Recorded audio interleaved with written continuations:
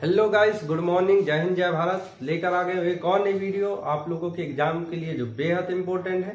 तो बस वीडियो के अंत तक बने रहिए। आप लोगों को बिल्कुल 2 से 3 मिनट में ये पूरा टॉपिक बिल्कुल आसान तरीके से आप लोगों को याद करवाने वाला हूँ। ठीक है दोस्तों, आइए वीडियो की शुरुआत करते हैं। दोस्तों, आज का हमारा जो टॉपिक है ओलंपिक है, जैसा कि आप लोग देख रहे हैं। ठीक है ना। तो जो ओलंपिक खेल है, ओलंपिक खेल को हम 3 पार्ट्स में डिवाइड करके पढ़ते हैं, शीतकालीन, ग्रीष्मकालीन और पैरा ओलंपिक। लेकिन आज हमने सिर्फ और सिर्फ ग्रीष्मकालीन और पैरा ओलंपिक को रखा है। क्यों? क्योंकि ये सबसे मोस्ट इंपोर्टेंट है, ज्यादातर क्वेश्चन यहीं से बनते हैं। ठीक है दोस्तों, तो सबसे पहले ग्रीष्मकालीन ओलंपिक की शुरुआत कब से हुई? जैसे हमने पिछले वीडियो में बताया था, ग्रीष्मकालीन ओलंपिक की जो शुरुआत हुई थी वो कब से हुई थी? 1896 से। ठीक है ना दोस्तों। और जबकि टोक्यो पैरा ओलंपिक खेल की शुरुआत हुई है 1960 से। आप लोगों को ये ध्यान रखना है, कई एग्जाम में ये क्वेश्चन पूछे जा चुके हैं। इसके बाद इनका अगर क्रम देखें तो ये 32वें नंबर के हैं, मतलब अब तक ये 32वें बार हो चुके हैं। ठीक है दोस्तों, तो ये 32वें नंबर की ग्रीष्मकालीन टोक्यो ओलंपिक है। और जस्ट आपको देखो, इसका ट्रिक यही है, इसलिए हमने कंपेयर करके लिखा है। टोक्यो पैरा ओलंपिक की बात करेंगे तो जस्ट आप ग्रीष्मकालीन ओलंपिक का आधा कर देंगे तो आपको क्या मिल जाएगा? 16वां नंबर। मतलब अगर पूछा जाए कि टोक्यो पैरा ओलंपिक जो 2021 में हुए हैं वो कौन सा संस्करण था, तो आप बताएंगे 16वां। और अगर समर टोक्यो ओलंपिक अगर पूछ लिया जाए तो आप क्या बताएंगे? 32। इसका जस्ट डबल। अब इसकी शुरुआत, तो जो समर टोक्यो ओलंपिक हुए थे उनकी शुरुआत अभी कब से कब तक हुई, ये हमने इसलिए मेंशन किया है। रिसेंटली हमने 2-3 एग्जामों में, खासकर पीएससी में देखा है कि ये क्वेश्चन पूछा गया है, इसलिए हमने इसको यहाँ पे मेंशन कर दिया। तो इसकी जो शुरुआत हुई थी, देखिए 23 जुलाई से लेके 8 अगस्त तक। 23 जुलाई से शुरुआत हुए, 8 अगस्त को ये खेल खत्म हो गए।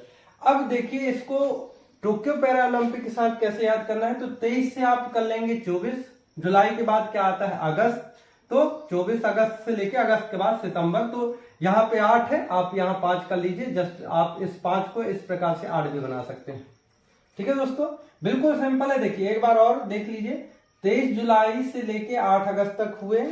23 जुलाई, 23 का आपको यहाँ पे करना है 24, जुलाई का करना है अगस्त, और अगस्त के बाद क्या आएगा? सितंबर। तो 8 अगस्त है यहाँ पे, और यहाँ पे आप 5 अगस्त था, ये 5 है। 5 को आप क्या बना सकते हो? 8 भी बना सकते हो। तो 8 सितंबर, इस प्रकार से आपको ध्यान रखना है। ठीक है दोस्तों, अब कभी कभी पूछ लिया जाता है शुभंकर। शुभंकर में आपको ध्यान रखना है, जैसे हम मैस्कॉट भी कहते हैं, मॉस्कॉट कहते हैं, तो आप इसको, इसका जो ट्रिक है वो है मीशो। मीशो क्या है? मीशो एक ऐप है जिससे, खासकर जो ये ऐप गर्ल्स के लिए है, जिसमें गर्ल्स ज्यादातर सामान ऑर्डर करती हैं। ठीक है दोस्तों, तो देखिए मीशो ऐप हर किसी को पता होगा। इसमें एक वर्ड है मी और दूसरा वर्ड है सो। मीशो। तो मी से आ जाएगा आपका मिराई तोवा, जो समर ओलंपिक का शुभंकर है, और टोक्यो पैरा ओलंपिक का हो जाएगा सोमाइटी। सो से सोमाइटी। ठीक है दोस्तों, बहुत सिंपल है। देखिए मीशो, इसमें ही आपको दोनों वर्ड मिल जाएंगे, मी से मिराई तोवा और सो से सोमाइटी। और इसका जो मोटो रहा है, इन दोनों खेलों का मोटो एक ही था। आदर्शवाद कहते हैं जैसे हिंदी में, वो क्या था? United bye emotion. United bye emotion. अब देखिए भारत का स्थान, अधिकतर बार भारत का स्थान पूछा जाता है कि टोक्यो पैरा ओलंपिक में, जैसे अभी पूछा जाएगा कि टोक्यो पैरा ओलंपिक में भारत का क्या स्थान था, तो आपको याद रखना है ये है 48वां। अब आप कहेंगे इसे ट्रिक से कैसे याद करेंगे? देखिए बिल्कुल सिंपल है। पैरा ओलंपिक का है 24वां नंबर और इसका है 48वां। तो जस्ट आप 24 को दुगना कर देंगे, 24 में 2 का गुणा कर देंगे, तो ये आ जाएगा 48वां। जैसे हमने 16 का 32 किया था, वैसे आपको 24 से 48 करना। ठीक है दोस्तों, कितना सिंपल है। देखिए बस आप लोगों को कुछ वर्ड्स याद रखने हैं। जैसे इसमें मीशो याद रखना है, इसमें 16 दूनी 32, 24 दूनी 48। कितना सिंपल है दोस्तों। बस आप इसी तरीके से बिल्कुल अपने कॉपी में नोट्स बनाते जाइए, ताकि ये आप लोगों को रिवीजन में बहुत हेल्पफुल होगा। अब देखिए उद्घाटन समारोह में जो ध्वजवाहक होते हैं, फ्लैग बैरियर होते हैं, उनको कैसे याद करना है।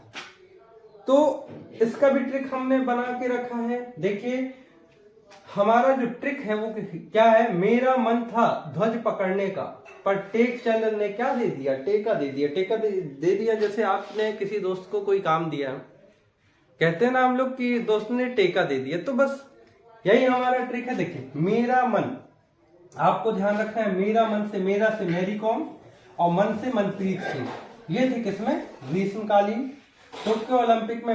ये उद्घाटन समारोह में ध्वजवाहक थे, ध्यान रखना है आपको, उद्घाटन समारोह में, समापन का अलग है, ठीक है ना। तो उद्घाटन समारोह में ध्वजवाहक कौन थे, मेरी कॉम और मनप्रीत सिंह, ठीक है ना। मेरा मन, बस यहां तक ये याद रखना है, मेरा मन, मेरा मन क्या था, ध्वज उठाने का था, ध्वज पकड़ने का था, कुछ भी आप कह सकते हो, ठीक है ना। तो इससे याद रहेगा कि ये उद्घाटन समारोह का है, ध्वज उठाने का या पकड़ने का, सबसे पहले पकड़ने का। और देखिए अब इसको कैसे याद करना है, ध्वज पकड़ने का था पर टेक चंद ने क्या कर दिया, टेका दे दिया, तो ये क्या हो जाएगा, टोक्यो पैरा ओलंपिक में ध्वजवाहक कौन थे, टेक चंद जी थे, जो किससे संबंधित है, भाला फेंक से संबंधित है। अब देखिए समापन समारोह, तो समापन समारोह में आपको कैसे याद करना है, इसका भी ट्रिक बना के रखा है। देखिए इसका ट्रिक है, बजरंगबली की माँ का नाम क्या था, अंजनी। सबको पता होगा हमारे जो भगवान हनुमान हैं उनके माँ का नाम क्या है, अंजनी। तो आपको बस इसी ट्रिक से याद करना है।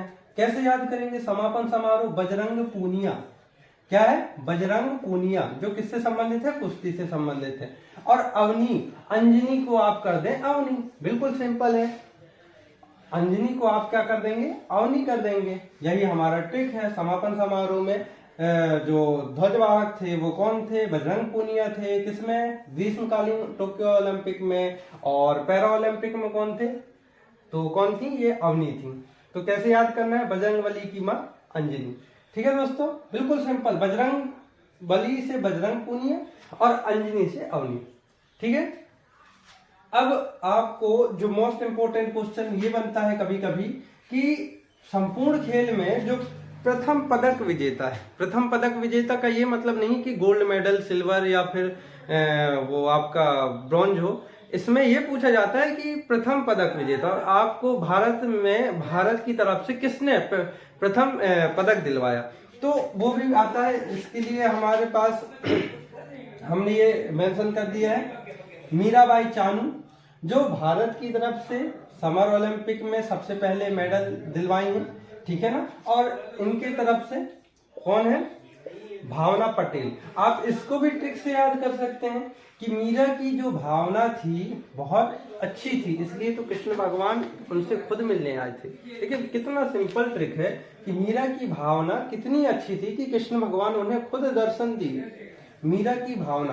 तो इस तरफ से आप भावना पटेल याद रखेंगे। पैरा ओलंपिक में सबसे पहला पदक दिलवाने वाले कौन है, भावना पटेल है। और इस तरफ याद रखेंगे आप मीराबाई चानू।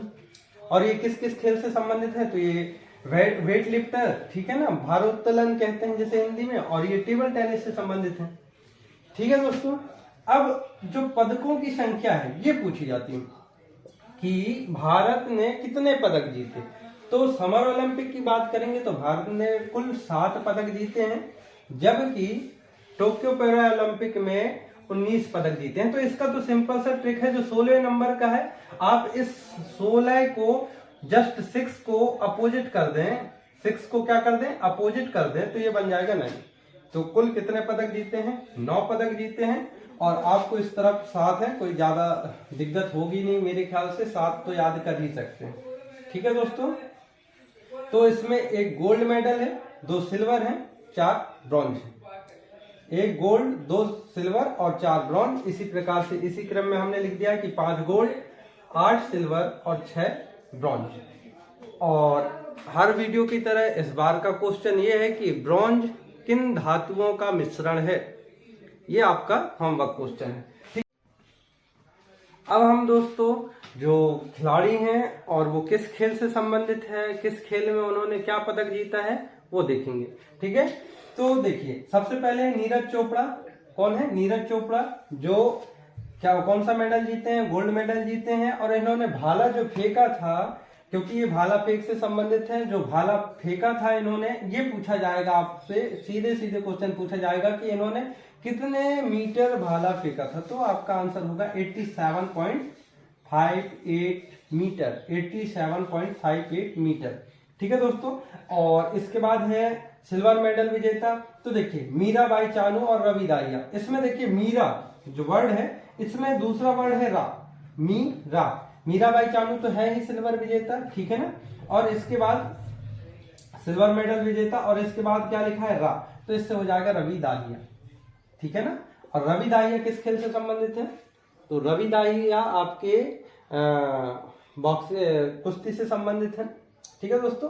अब देखिए जो ब्रॉन्ज मेडल विजेता है इनको कैसे याद करेंगे, तो इनको याद करने का हमने ट्रिक बना के रखा है, सिंपल सा बीपीएल। क्या है, बीपीएल। जैसे बीपीएल कार्ड होता है, एपीएल बीपीएल कार्ड, वैसे ही आपको ध्यान रखना है बीपीएल। बी से बजरंग पूनिया, पी से पीवी सिंधु और एल से लवलीना बोरगोहेन, ठीक है दोस्तों। बीपीएल, बी से बजरंग पूनिया, पी से पीवी सिंधु और एल से लवलीना, ठीक है। और इसमें एक और ब्रॉन्ज विजेता है जो ये ग्रुप में है, वो है हॉकी टीम में। हॉकी टीम ने जर्मनी को हराकर ब्रॉन्ज मेडल जीता था। तो आपको ये पूछा जाता है कि हॉकी टीम ने किस देश को हराकर ब्रॉन्ज मेडल जीता, तो आपको ध्यान रखना है वो क्या है, जर्मनी, क्योंकि हम इंडियंस के पास मनी बहुत है, ऐसे याद रख सकते हैं आप, ठीक है दोस्तों। अब हम बात करेंगे पैरा ओलंपिक की। तो जो पैरा ओलंपिक है, पैरा ओलंपिक में आपको ध्यान रखना है कि जो गोल्ड मेडल खिलाड़ी हैं इन्हीं को विशेषकर पूछा जाता है, इन्हीं को पढ़ना है। और नेक्स्ट सेशन में हम करवा देंगे, जो भी बचेंगे वो भी, ठीक है। तो देखिए इनको कैसे याद करना, तो इनसे संबंधित खेल पूछा जाता है, क्योंकि ये सारे तो गोल्ड मेडलिस्ट हैं। तो कैसे, कृष्णा नागर और प्रमोद भगत। तो जब आप कृष्णा की दरबार में जाते हैं, कृष्ण भगवान के दरबार में क्या गाने जाते हैं, भगत गाने जाते हैं। भगत मतलब लड़कियां विशेषकर भगत तो जानती होंगी, लड़के जाने ना जाने।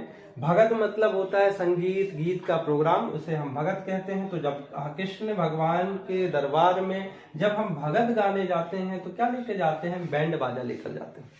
क्या लेकर जाते हैं, बैंड बाजा लेकर जाते हैं। इससे याद रख लेना आप बैडमिंटन। इसके बाद है आपका मनीष नरवाल और अवनी लखेड़ा।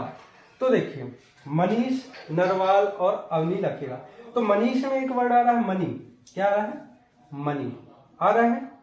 मनी, जिसके पास मनी है वो कहाँ उड़ रहा है, एयर में उड़ रहा है, हेलीकॉप्टर से जा रहा है। जिसके पास मनी है वो कहाँ उड़ रहा है, एयर में उड़ रहा है, हेलीकॉप्टर से जा रहा है, ठीक है।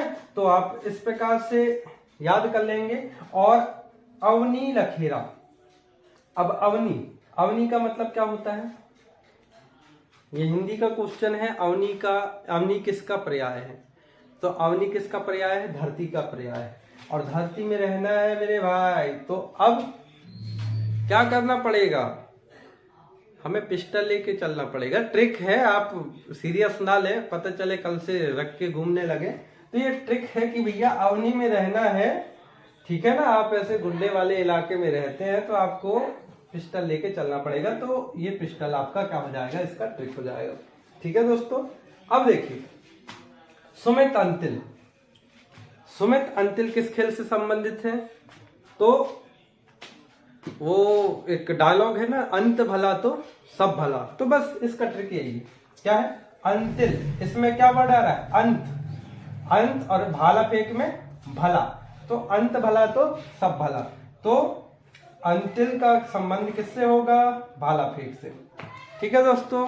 तो आशा करता हूं कि ये सेशन आप लोगों को जरूर पसंद आएगा, और पसंद आए तो दोस्तों सब्सक्राइब का बटन जरूर दबाएं और अपने दोस्तों के पास शेयर जरूर करें। आपका 1 मिनट मेरे लिए बहुत ही ज्यादा मायने रखता है, ठीक है दोस्तों। आप 1 मिनट में ये काम कर सकते हैं, इससे मुझे बहुत ज्यादा एनर्जी मिलेगी और मैं लगातार आप लोगों के एग्जाम के हेल्प के लिए इसी प्रकार की वीडियो लाता रहूंगा, ठीक है दोस्तों। और जो भी चीजें इसमें छूटी हैं, हम जब इसे डिटेल में पढ़ेंगे, अभी सिर्फ मैं वही वीडियोज करवा रहा हूँ, वही चीजें करवा रहा हूँ जो बिल्कुल आप लोगों के एग्जाम के पॉइंट ऑफ व्यू से बहुत ही इंपॉर्टेंट है, ठीक है दोस्तों। तो आप लोग इसी प्रकार सपोर्ट बनाए रखिएगा, इसी प्रकार से प्यार दिखाइए। मैं लगातार फुल एनर्जी के साथ और नई नई चीजें लेकर आपके समक्ष प्रस्तुत होऊंगा। धन्यवाद।